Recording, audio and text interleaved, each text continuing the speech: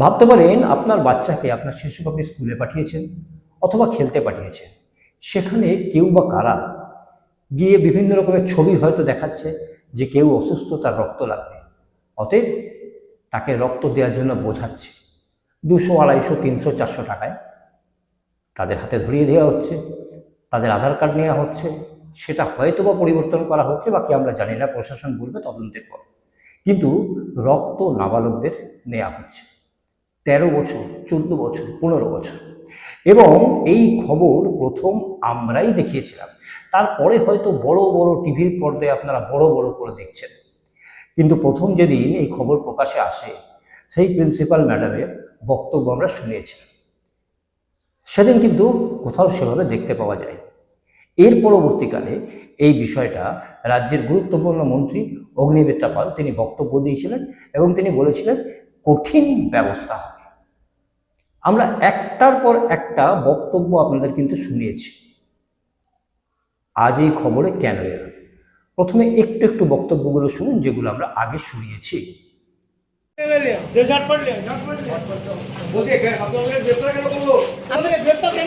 কি করেছিলেন, কিসের সঙ্গে যুক্ত ছিলেন?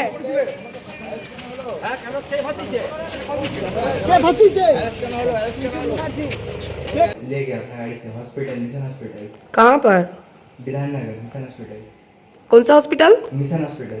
अच्छा मिशन हॉस्पिटल। अच्छा मिशन हॉस्पिटल। अच्छा मिशन हॉस्पिटल। अच्छा। দিদি, দুর্গাপুরের এক বেসরকারি হাসপাতাল, সেখানে নাবালক পড়ুয়াদের রক্ত নেওয়া হচ্ছে দালালের মাধ্যমে, 300 টাকা করে দেওয়া হচ্ছে। আমি ধন্যবাদ জানাই সংবাদ মাধ্যম যারা এটাকে রিপোর্ট করেছেন।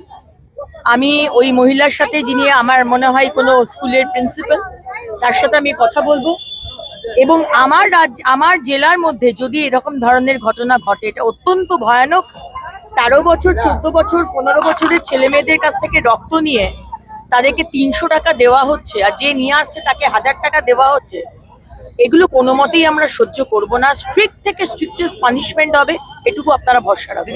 একটি বেসরকারি হসপিটাল কিছু নাবালকদের ব্লাড নিচ্ছে। কালকে এক বেসরকারি স্কুল থেকে তার প্রিন্সিপাল কমপ্লেন করেছে, কি বলবেন এই বিষয়ে? একটা অভিযোগ আমরা পেয়েছি, তো আমরা ওটাকে ইনকোয়ারি করে দেখছি ব্যাপারটা আছে। কোথায় দিয়েছিলে গো ব্লাড? বিধাননগর ওখানে হসপিটাল আছে না, মিশন, ওইখানটাতে। বিধাননগর ওখানে হসপিটাল আছে না, মিশন, ওইখানটাতে। বিধাননগর ওখানে হসপিটাল আছে না, মিশন, ওইখানটাতে। খবর প্রকাশ্যে আসে, স্কুল ছাত্র নাবালক তাদের রক্ত নেওয়া হয়েছে এবং কেউ বা কারা তাকে বুঝিয়ে তাদেরকে নিয়ে গেছে নামি দামি হাসপাতালে। অনেক মানুষ আমার খবরের পরে প্রশ্ন করছেন যে হাসপাতালের নামটা বলছেন না কেন। ভালো করে শুনবেন, হাসপাতালের নাম স্কুলের শিক্ষক বলছে, ছাত্ররা বলছে, অনেকেই বলছে। ভালো করে শুনবেন, পুরোটা শুনলে পুরোটা জানতে পারবেন। প্রশ্ন হচ্ছে যে বক্তব্য একের পর এক শুনলেন, ছাত্রদের বক্তব্য শুনলেন, রক্তদানের বিষয়টা শুনলেন এবং বেশ কিছু নাম এখান থেকে উঠে এলো। হাবিবুল, তার নাম উঠে এলো এবং সূত্রের খবর যে হাসপাতালে এই রক্ত দেওয়ার কথা হচ্ছে তার আশেপাশে কোথাও হোটেল, যেটা সূত্রের খবর। হাবিবুল, তার বাড়ি হচ্ছে মালদাতে, সে নাকি কাজ করতে এখানে হোটেল। আবার একটা সম্পর্ক বেরিয়ে আসছে, দেবপ্রিয়, সে স্কুলের ছাত্র, সেই একটা সম্পর্ক বেরিয়ে আসছে।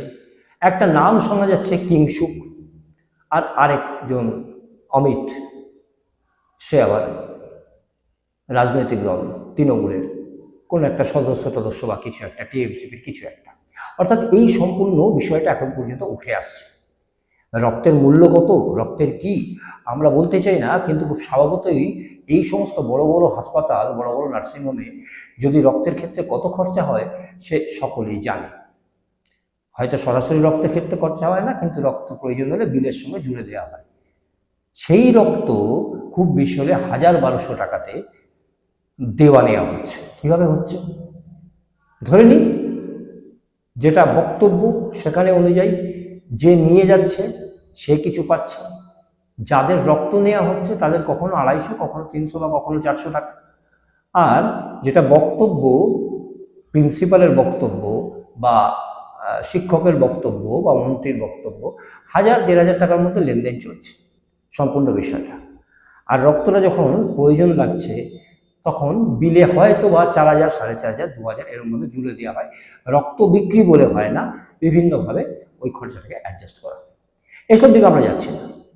আমরা যাচ্ছি, ভাবুন আপনার বাচ্চা স্কুলে যাচ্ছে এবং তাকে বিভিন্ন ছবি দেখিয়ে দুঃখের কথা শুনিয়ে যদি তার রক্তটা দেওয়া করানো হচ্ছে। 13, 14, 15 বছরের শিশুদের কি রক্ত নেওয়া যায়? আমরা জানি না। ডাক্তারের মধ্যে আবার কেউ কেউ বলছেন দেখি ওয়েটটা একটা ফ্যাক্টর, ওয়েট থাকলে পরে সেরকম কোনো সমস্যা নেই। কিন্তু আধার কার্ড কি দেখা হয় না? আধার কার্ড কি বদলে যায়? আধার কার্ডকে ট্যাম্পার করা হয়? সবটাই কিন্তু আলোচনার মধ্যে রয়েছে এবং পুলিশ তার তদন্ত করছে। কিন্তু বিষয়টা দাঁড়াচ্ছে যে এই রক্তটা কোথায় নেওয়া হতো বা এই বাচ্চাদের কোথায় নিয়ে যাওয়া হতো সবাই শুনছে, সেখানে ব্যবস্থাটা কি হয়েছে এখন পর্যন্ত।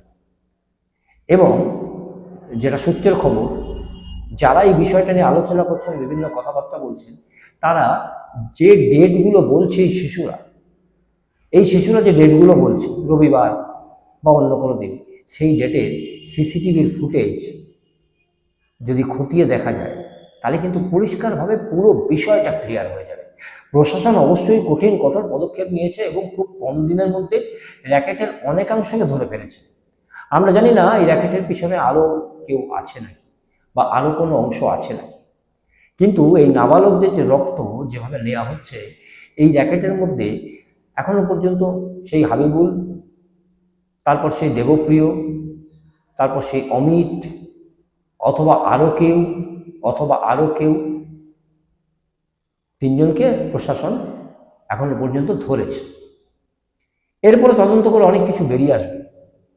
কিন্তু দুর্গাপুরের বুদ্ধিজীবী মানুষ অর্থাৎ শিক্ষক, তাদের কথায় যে এখানে একটা বড় র্যাকেট চলছে, অথবা এখনো চলছে, সম্পূর্ণটা ক্লিয়ারলি ধরতে পারা যায়নি, তবে কত বাচ্চার এখনো পর্যন্ত রক্ত নেওয়া হয়েছে। এবং এই 3-4 দিন যে খবর চললো এবং প্রশাসন যে ইনভেস্টিগেশন শুরু করলো, প্রশাসনের যে তৎপরতা, সেখানে দেখা গেল কেউ আবার নাকি 2 বার রক্ত দিয়েছে। বাড়িতে বলেনি, টিভিতে চলার পরে, মিডিয়াতে চলার পরে ভয় বাড়িতে বলে ফেলেছে। অনেকের মা, অনেকের গার্জিয়ান বিষয়টা জানে, তাদেরকে স্কুল থেকে বিষয়টা বলা হয়েছে। বিষয়টা দাঁড়াচ্ছে যে এইরকম যদি র্যাকেট চলে, 13, 14, 15 বছরের ছেলেরা খুব একটা বড় নয়, এবং তাদেরকে যেটা দেখানো হচ্ছে, বলা হচ্ছে, ছবি দেখানো হচ্ছে, একটা বাচ্চা খুব অসুস্থ, তার রক্তের খুব প্রয়োজন, এবং এটাও বলা হচ্ছে বয়স না হলেও কোনো অসুবিধা নেই, আধার কার্ড পাঠিয়ে দিলে সব হয়ে যাবে। এটা তো গেল যারা করছে তাদের বিষয়, কিন্তু যেখানে হচ্ছে তারা কি কিছুই দেখেনি, না সবটাই দেখেছে, নাকি না বুঝতে পারেনি, নাকি না বুঝেও হয়েছে, সেই তদন্তটাও কিন্তু প্রয়োজন। এবং সেখানেই প্রশাসনের সার্থকতা। যারা করেছে তাদের ধরা হয়েছে, তাদেরকে নিয়ে যাওয়া হয়েছে, হয়তো জিজ্ঞাসাবাদ করা হবে, আরও জিজ্ঞাসাবাদ করা হবে। এবং আজকের দিনে অত্যাধুনিক যে সমস্ত প্রযুক্তি রয়েছে, অত্যাধুনিক যে সমস্ত হাসপাতাল রয়েছে, সেখানে সিসিটিভি অবশ্যই আছে। নির্দিষ্ট ডেটের নির্দিষ্ট সময় সিসিটিভি চেক করলে হয়তো আরও কিছু তথ্য প্রমাণ বেরিয়ে আসতে পারে। তবে প্রথম খবর আমরা দেখিয়েছিলাম এবং প্রতিদিন আমরা একটু করে দেখাতে থাকছি। এবং দ্বিতীয় দিনে রাজ্যের মন্ত্রী অগ্নিমিত্রা পাল বক্তব্য দিয়েছিলেন এবং প্রশাসনকে হয়তো নির্দেশও দিয়েছিলেন। প্রশাসন কঠোর হয়েছেন। বিভিন্ন জায়গা থেকে তারা সূত্র মারফত অভিযোগের ভিত্তিতে বিভিন্ন জনকে তারা ধরে ফেলেছেন। এখন দেখার এই র্যাকেটটা কত দূর গেছে, এই র্যাকেটের সঙ্গে এরাই রয়েছে নাকি না ওই বেসরকারি নামি দামি যে হাসপাতাল তার কেউ জড়িত আছে, অথবা বারবার এই নাবালকরা গেছে সেখানে এবং রক্ত দেয়া হয়েছে। কেউ বলছেন 2 বারও দিয়েছে, কোথায় দিয়েছে বলছেন না, একবার তো নাম করছেন। তো এই রক্ত দিয়েছে এবং সেটা কি ওই বেসরকারি যে হাসপাতাল সেখানকার লোকেরা কি জানতেন না, অথবা তাদের শুধু কি বডি ওয়েট দেখে আধার কার্ড ট্যাম্পারিং হয়েছে না হয়নি বা কনসেন্ট নিয়েছেন, সে সমস্ত যে বিষয়গুলো, মানে যেগুলো নিয়ম মাফিক বিষয়গুলো, সেই বিষয়গুলো কি সম্পূর্ণ ক্লিয়ার আছে? স্বাস্থ্য দপ্তর থেকে নিশ্চয়ই এর তদন্ত হবে, আশা করা যায়। বর্তমান সরকার দুর্নীতিতে 0 টলারেন্স, এবং সেখান থেকে কি বেরিয়ে আসে সেটাও কিন্তু দেখার। তবে আমরা বলে রাখি, খবরের শুরুটা যখন আমরা করেছিলাম সেদিন কিন্তু কোনো বড় জায়গায় খবর দেখানো হয়নি। দ্বিতীয় দিন যখন আমরা মন্ত্রী অগ্নিমিত্রা পালকে প্রশ্ন করেছিলাম, তিনি বলেছিলেন যে সংবাদ মাধ্যম খবর দেখিয়েছে, তাদেরকে অসংখ্য ধন্যবাদ, এবং তিনি নির্দেশ দিয়েছিলেন। তারপর থেকে একটু নড়েচড়ে বসেছিল। দ্বিতীয় দিন কিছুটা, তৃতীয় দিন সম্পূর্ণটা বড় বড় স্ক্রিনে, বড় বড় পর্দায় বেশি বেশি সময় ধরে খবর দেখানো হয়েছে। আমরা খবর যে শুরু করেছিলাম, আমরা আবারও বলছি, এর শেষ কোথায় সেটাও কিন্তু আমরা দেখে ছাড়ব। তবে আমাদের অনুষ্ঠান তুমি বলবে আমি শুনবো, এটা আমরা কিছু বলি না। এতে বলে সাধারণ মানুষ, জনগণ, জনপ্রতিনিধি। অতএব সাধারণ মানুষ, অভিভাবক, স্কুলের ছাত্র, স্কুলের প্রিন্সিপাল, স্কুলের শিক্ষক, প্রশাসন কি বলছে সবটাই আমরা একে একে শোনাবো, ঠিক সময় সময় মতো। ধৈর্য ধরে দেখতে হবে, কেন এত বড় একটা র্যাকেট, সেই র্যাকেটটা কোথা থেকে কি করতো এবং এতদিন ধরে হয়তো চলতো, সেটার পর্দাফাশ সময় তো লাগবেই। আমাদের বিশেষ অনুষ্ঠান তুমি বলবে আমি শুনবো যে পর্যন্তই। দেখতে থাকুন TSNM নিউজ। আবার আগামীকাল নতুন কিছু তথ্য আমরা পেশ করব।